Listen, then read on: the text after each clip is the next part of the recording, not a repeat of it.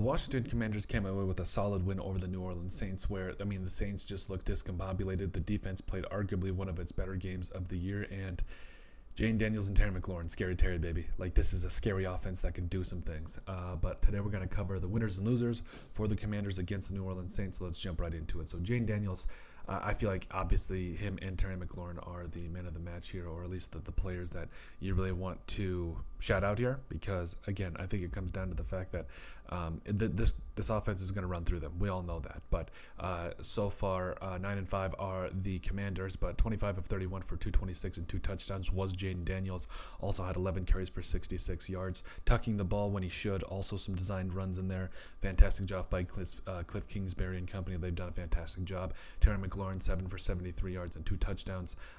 Again, I think that we are finally seeing an offense that does favor Terry McLaurin, especially with the quarterback that he needed. Jeremy Chin led the team in tackles with 7, also had an sack there, and played pretty well there in the back end. Brian Robinson, now, he wasn't amazing, but he did have a total of 77 all-purpose yards, or 87 all-purpose yards, 21 for 65, also had 3 catches for 22.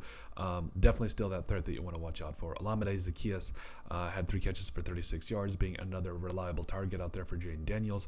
Yami Brown, I would like to see him get the ball a little bit more. 3 for 30 was Brown, but it is what it is. Mike Sainristil still had a pick, and he looks more and more like a shutdown cornerback every single week. Deron Payne had a sack. You had Dorrance Armstrong had a sack. Really, the defense as a whole played very well against the Saints, whether it was getting after the quarterback, stopping the run for the most part. I think that they did a really good job of getting it done there. And like I said, this offense can do some things. We've talked about what it can do, and I feel like with what this defense can do as well, I think this could be kind of a scrappy Commanders team, especially later on in the playoffs.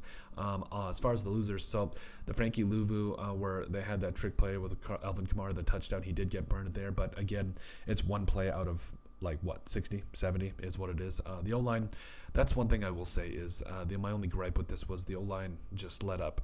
And I realize that some of this was the reads by the Saints, where Cam Jordan got a couple of sacks off that read option. Chase Young did too. Carl Granderson out there making plays. It was rough for the O-line as a whole, though. Especially there wasn't a lot of running room in some of these cases, and it really was just Jane Daniels making plays out there. But I also will say that some of that is Jane Daniels just having to make a decision and get rid of it. But offensive line's got to be better. Derek Forrest got burned on that the in-game ending touchdown there, even though I believe the secondary came up strong there for the Commanders at the end. But especially when you get to a point where you have to make a play at the end of the game, that's not great. I feel like you got to be able to keep him out of the end zone. Just my opinion. Sustaining drives in the second half where, again, I understand that the Commanders got out to a pretty good lead, and it never really felt like they were out of it or did not have full control of this game. But again, good teams put teams away, find a way to run, especially with the running game that the Commanders have. You thought they were going to put them away a little bit more, but hey, a win is a win, especially for the Commanders, who are going to be looking to potentially make some noise in the playoffs.